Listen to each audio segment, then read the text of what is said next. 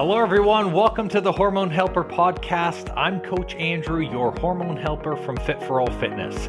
I personally coach over 1,600 men and women to help better understand their hormones so they can lose weight and get their metabolism back on track. With this podcast, you're going to hear from me and my special guests about everything from metabolism to thyroid to weight loss. And we even talk a little bit of sexy time as we chat to spread more knowledge thick like butter on your hormones. If you're ready to learn, I'm ready to share, so let's do this. Welcome back to another episode of the Hormone Helper Podcast. So yesterday, me and my wife Lorna, we went to the London Air Show. This is where the American and Canadian military showcase their flying skills in what I must call some death-defying formations and stunts. And in watching these planes do their designs and put into motion what looked like a lot of practice and effort actually inspired me to create this episode. And by the way, this episode is on repetition for results. So essentially, when me and Lorna were at the air show, there was, I think, probably, I would say 15 different, we'll call them acts, or different divisions in which different planes got to showcase their flying skills. Some of them more extreme stunts than others. But regardless, every single act or every single plane and their operator, their pilots, made all of their stuff look super, super easy.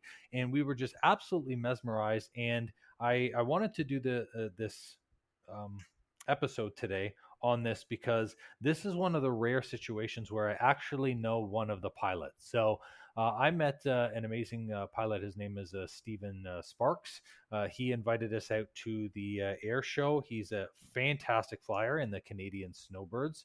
Just watching him fly was absolutely incredible. And you know, Stephen, if you're listening to this, man, what level of effort and performance you put in. I really appreciate you having us there. In watching the background, or I would say behind the scenes effort, to then actually watching the flight in fruition, what I can say is people don't realize that the best tool that you could ever possess in your toolbox is repetition.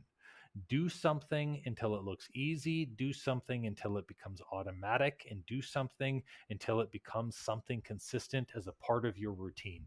And that is exactly what every single one of those pilots did. There was this movement which was amazing during his formation, where I believe there were 6 planes, and all 6 planes went as close to 4 feet from each other. Literally full-size planes, 4 feet from each other, really, really tight formation like a diamond, and they all spun in an entire circle, rotating clockwise, and they did this entire huge turn, all staying in sync, all not moving a muscle. And it was so slow and so controlled that it almost looked like they weren't trying. But yet, what we don't see as people are the pilots on the inside being sucked into their seat, fighting G-forces, trying to breathe specific ways, making sure that they're talking to each other to continuously time, all so that way when we see on the outside, we look at something that is effortless. And that is the prime example of repetition that I want to use, that people should put and implement into their health and fitness today. I get so many messages from people that are like, Andrew, just tell me the quickest way or the best way to change my hormones, or tell me the quickest way and best way to lose weight. But the reality is there's no quickest way or best way. It's things that you do repeatedly and consistently that get you consistent results. So I want to share with you the things that you should be repeating every single day for you to be able to see changes in your health, for you to hit your health and fitness goals, and for you to be in a place where health is actually no longer a problem anymore. And you're like, this is great. Now, these things are going to seem super underwhelming, super underrated. You're not going to be surprised when I say any of these recommendations that I'm going to make to you. And that is my point. When looking at those planes from afar, it is easy for you to look at that and go, they're moving so slow. This doesn't really look like a wow factor. But when you start actually looking, when they start increasing their speed, when they start doing more complex things, then you go, oh crap, they put in a bucket ton of work into this. And in seeing how other planes fly compared to them, then that's when you go, okay, there was real work that was put into this. So let's talk about the stuff that you should be repeating every single day. So, number one, you should be repeating your sleep schedule. Sleep schedule is huge. It's the most important thing. It should be a non negotiable in your routine. And it's not how many hours you go to bed. And that's what a lot of people think a good sleep schedule is, that they should just let me sleep 8 hours, 9 hours, that's fine, but it's random. Sometimes it's scattered. You don't do it consistently. What matters from a good sleep routine is that you go to bed at the same time, you wake up at the same time, and that your sleep is deep sleep. That you get into essentially the second stage of deep sleep where your body actually shuts down and recovers. This can be as little as 6 hours. This can be as much as 8 hours, which is why they recommend that, because your body has to go through a couple of cycles to do full recovery. Regardless, waking up at the same time and going to bed at the same time ends up stabilizing something that's called your circadian rhythm. So, your circadian rhythm is responsible for how much energy you wake up in the morning and then how much energy you're using throughout the day. So, if every single day you're waking up different, we cannot have a consistent energy high because the body doesn't know, where do I set this energy high? So, if you spent the next 3 weeks waking up at the same time, your body's eventually going to say, hey, this is the time I'm waking up, so I need to match my energy high with here. The same thing from going to bed. When we go to bed is when we should be in our recovery and when our body's at its most fatigued. So if there's days where you go to bed at 9, but then other days where you go to bed at midnight or 1:30, your body's now past its recovery window. So now you've just sabotaged your food, you sabotaged your workout, you sabotaged any recovery that you've had through that day, all because you didn't go to sleep at the same time. So a good sleep schedule should be repetitive. It doesn't matter if it's a weekday or a weekend. Like, in talking about this weekend, so there was one week where essentially, or one week, one day on the Friday where we got home at 11, and me and Lorna were literally like, we cannot do this. Our bodies literally killed us the next day. And that's because every single day we're up at 5:30 or 5, depending on what our schedule is. And then going to bed, it's always 9 o'clock. So, in having that consistent time, your body is now conditioned to provide energy in certain windows and to provide recovery in certain places. So, that's number one. The sleep needs to be consistent. Second thing that needs to be consistent is your hydration. So many people go through the week getting really decent hydration. Maybe they're drinking 4 or 5 glasses of water a day, which is 2 to 3 water bottles, depending on the size of the glass, but that's still really underhydrated. And hydration is something that needs to be repeated daily. So, 8 glasses of water should be the minimum, and those are the tall glasses of water. And that's just for bare function. That doesn't include your activity or any other type of movement that you're doing through the day, because your body will use that water. In being hydrated, hydration is kind of like the opening of the highways that are inside our body. So if you think of your veins like laneways, when we start to get more hydrated, we open up those cellular laneways to allow for more nutrients to flow. And that hydration ends up providing more vehicles, providing more pathways for us to be able to get those nutrients. And that's why it needs to be consistent. It needs to be repeated every day until you drink the water just like it's a habit. Because if we have days where the highway's really open, we get an influx of cars. Then days where, guess what, the highway's now closed, we get a restriction of nutrients and the body cannot deliver nutrients consistently. So just like it's important to eat consistently, we also have to make sure that we're opening those nutrient highways. That way we can always have an influx of nutrients. Most people are not hydrated over the weekends.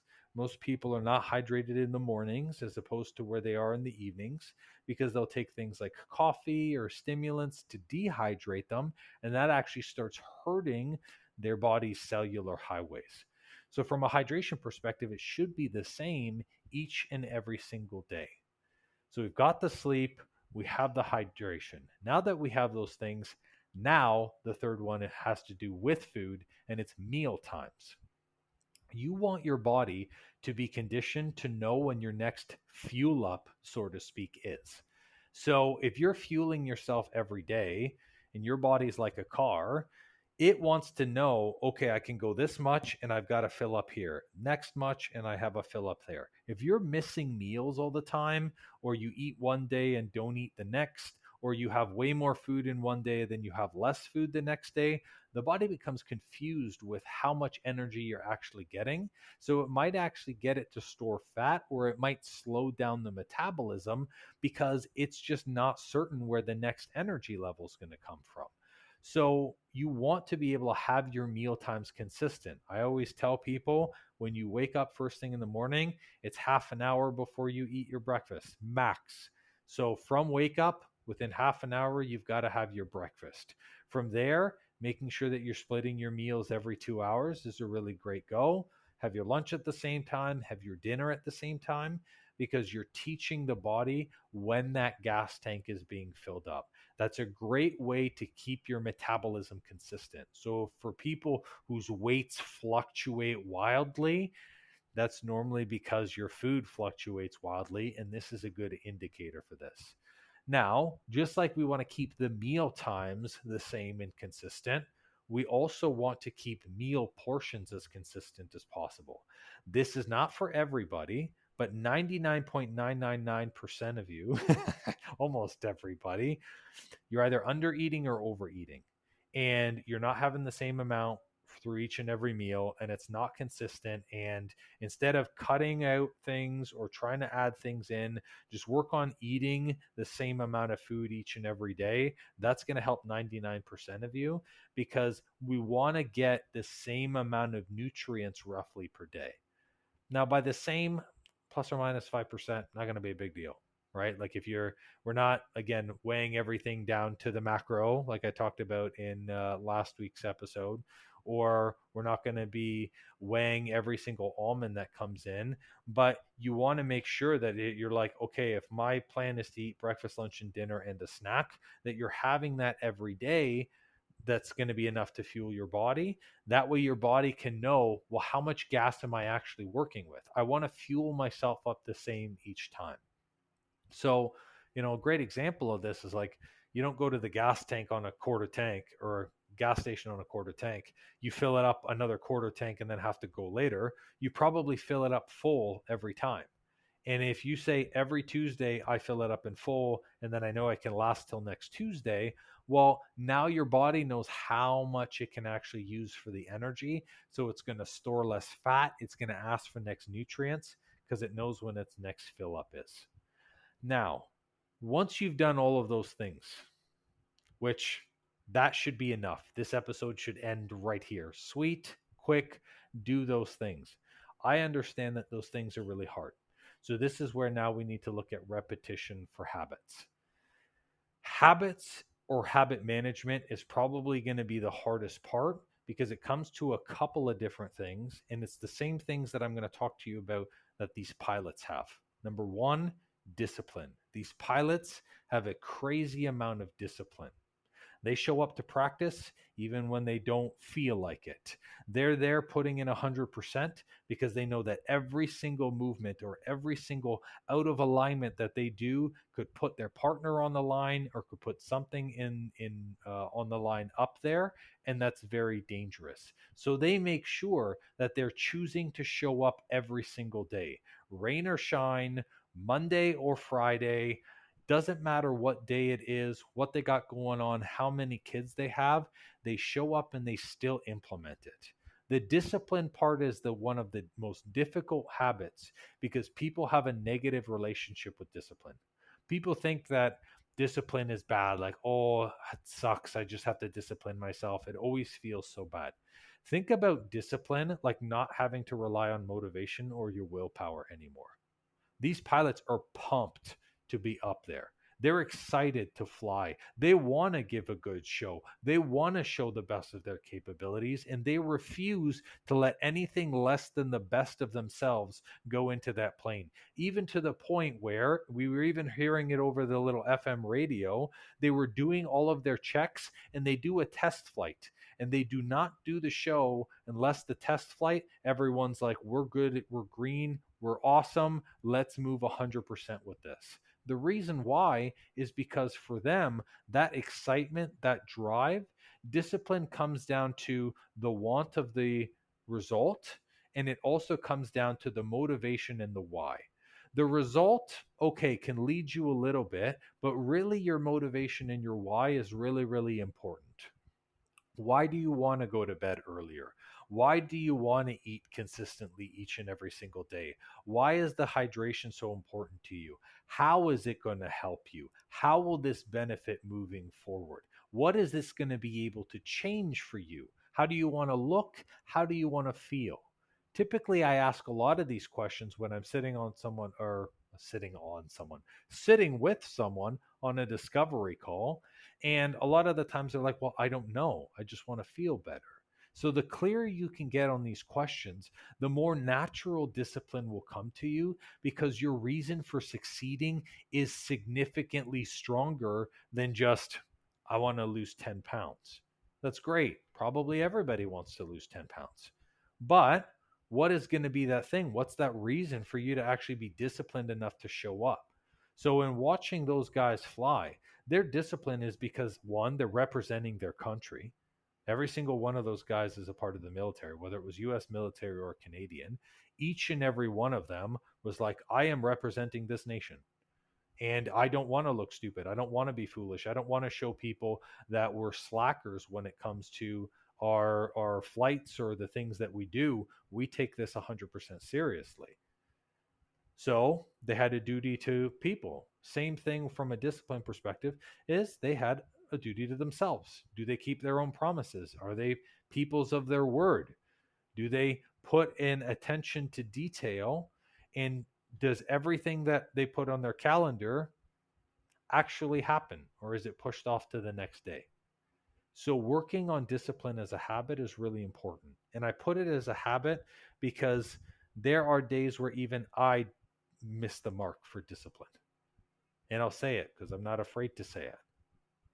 Now, this leads to the second habit, the habit of picking yourself back up. People are like, huh? It's not a habit. What are you talking about? It is a habit.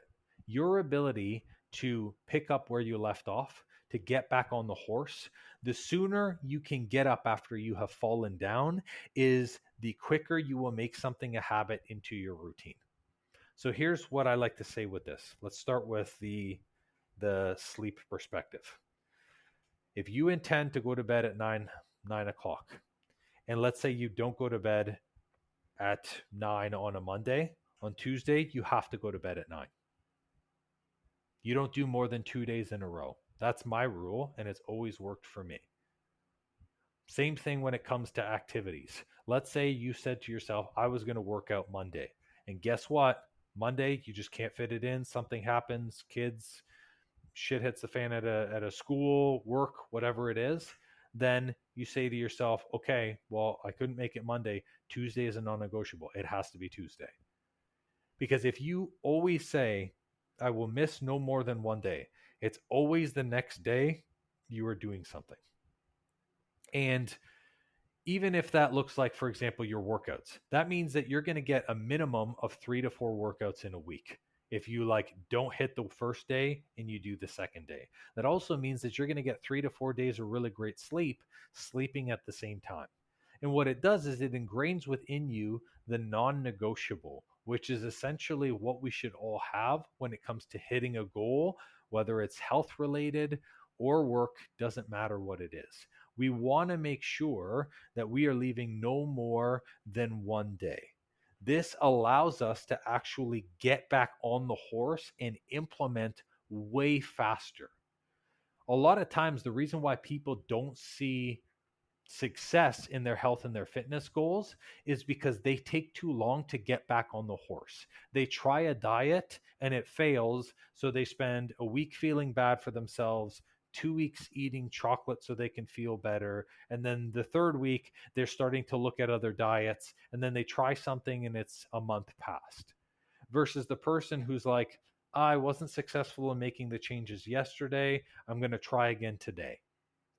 So you want to shorten the window time between falling off and getting back on. That's the second habit that we want to look at. Now, there's a third habit. The habit is of mental conversation. Everything that you say that you want to do comes down to verbiage and the words that you use around it. So again, many people don't think that this is a habit, but people are in a bad habit of speaking poorly about their goals. They're in a bad habit of speaking poorly about themselves. And so they never hit a health and a fitness goal because they're not using the right words. I will share this amazing secret with you. Words have power over people. They can compel people. They can put people under spells, and that's why it's called spelling. And we don't think about that. We say things to ourselves, sometimes not even out loud, like, that'll never happen. Oh, there's no way. Oh, here we go with this diet again. Oh, this freaking sucks. And you know what? Everything you say manifests itself into your life. If you say, this diet's not going to work for me, or this nutrition change won't work for me, it won't work for you. It won't, because you willed that. You said that, and so as you say, that is what happens. Everything that we have achieved in our life, when we said we wanted to do it and it was going to be accomplished, it happened. So I want you to start working on the habit of speaking positively to yourself. So every single day, you're going to wake up and talk about 3 things that you are grateful for. And guess what? Maybe at the start, it's like, I don't know, I'm grateful for my couch and the fact that work only starts at 9 today instead of, 8 a.m. normally. But make a habit of starting your day on a positive note. And then when you're looking at things that you've put into your calendar or stuff that you intend to do, like your workouts, like getting your meals, start looking and pay attention to the verbiage around those things. So if you say something like, I have to do this, you don't have to do anything. And the word have is a very negative connotation. It means that you're trying to force yourself to do something instead of, man, I'm so pumped I get to eat lunch today. I blocked it in and I get to eat lunch. You get to do it. That small little verbiage change. I want to do this. I must do this. These things are important to me. I'm excited to make these changes. I'm looking forward to this implementation. I can make that change. I'm so pumped for what's going to come of this. Even as you listen to my tone, or you listen to the things that I say, you believe it. And I'm not saying anything special. It's not like there's any magic behind the words that are being said, but the thing is your mental state really dictates what you physically accomplish, what you physically do, and what you can physically achieve. So if we don't want it mentally, you're never going to get it physically. So if you say to yourself, I want to lose the 10 pounds, but you know what? You're like, I really could give a shit. Well, you're not going to get it. That's not going to be for you because you're not craving it. You don't desire it. It's not something that's deep into your bones. You need to speak that into existence. I am working towards my dream every day. I'm working on my weight loss. I'm excited for the results that are going to come into the future. I love myself every day. Start with the gratitude and then start talking to yourself positively. The third piece of this is this. Whenever you catch yourself thinking a negative thought, ask yourself, why am I thinking this way? Is it because of an emotion that I feel? Is it because of an insecurity? Is it maybe something that's called a counter intention, which means every time we have a challenge, the equal and opposite level of fear will raise itself? What is it? Why is it that I am feeling this way? If you can't answer why, then maybe you need to take a second and say, why does this exist? because every single time we feel a negative, we feel a fear, a connotation, 9 times out of 10, it's because we have something that we have to learn from it. All of these things are things that you need to do daily. You must do them daily because it is repetition that delivers results. Now, people say to me, well, how much do I need to do for repetition? How many times do I need to go to the gym? How many times do I need to go to sleep? How many times do I need to go to sleep? Do I need to go to sleep at the same time during the week? How much is enough for repetition? Enough for it to be a habit that never leaves your life. So as an example, I cannot not work out 4 days a week. If I work out less than 4 days a week, it drives me crazy. I crave the movement. My body, my joints ache. My body's like, you need to move your body. Same thing from a hydration perspective. If I go a day for some reason and I haven't hydrated properly, my throat is dry, my lips are raspy, my body's like, you need the water and you need it right now. So in hydrating, I'm again fueling that need. Everything that you put into your life should be put there to excite you. It should be something that you look forward to. And it should be something that is so ingrained as a habit, it literally can't leave. So an example of this is like brushing your teeth. Hopefully, I pray to any God. Hopefully you brush your teeth consistently. Why don't you miss brushing your teeth? It's so ingrained in your habit from being a kid to not brush your teeth in the morning and in the evening would literally make no sense. You're like, this is just dumb. Like it would be disadvantageous for me to do this. And that is how consistent you need to do something. Now, if you've never repeated something before, don't go from no days a week to I'm going to do this every single day. You're probably not going to be successful with that repetition because you're going to have a lot of feelings that come up or things in your old routine or bad habits that might throw you off track. So, with repetition comes consistency. And this is another thing that I'll talk about with these pilots. So, in the group that I was watching that my friend fly, they had eight, I think it was 8 planes. Yeah, 8 planes. All of them were consistent in the way that they flew. They didn't look like they were different from the other person. They were probably trained the same. They probably followed the same steps. They probably checked their plane the same way. And that's what comes down to making sure that you have a process and a system. So, a great example for this is working with a coach. A coach gives you a process and a system that you can be consistent with, that you can build repetition on. Everything else comes down to those 5 core things that I talked about at the beginning and changing your habits. When you have a coach, it's easy to build consistency because you're doing the same thing the same way every time. It's easier for you to build repetition when you do that. So again, great example like the bathroom one with brushing their teeth. Isn't it make sense for you if you're already in the bathroom, wouldn't you brush your teeth, shave your face, take a shower? Wouldn't you put those all together? You're not going to brush your teeth in the morning, shave your face at 11 a.m., and then take a shower after your workout, but it's like 9:30 and it's been 3 hours after your workout. That doesn't make sense. That wastes time. You're going to the same place, but you're doing different things. So, where the coaching aspect comes into play and where it makes it really easy, even when I'm working with my clients, is like we condense things and we do what's called habit stacking. This is what builds the repetition and makes something consistent, where habits go on top of each other. And then someone goes, oh, it makes sense for me to do meal prep, put stuff in the fridge, and then pack my meals at the same time because it's all in one. Or it makes sense for me to use the grocery guide to then plan what I'm eating for the week so then I have a set schedule. It makes sense to plan my food times and my workouts in before I plan my work day because then you can build everything else around and then your schedule doesn't fight you. Where a lot of times people fail with repetition and consistency is they have these things that they have to be reactive to every day.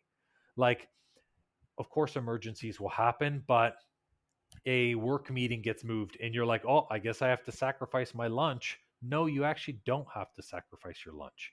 You make a change too reactively, and then you're like, oh, well, screw it. Now I can't eat today.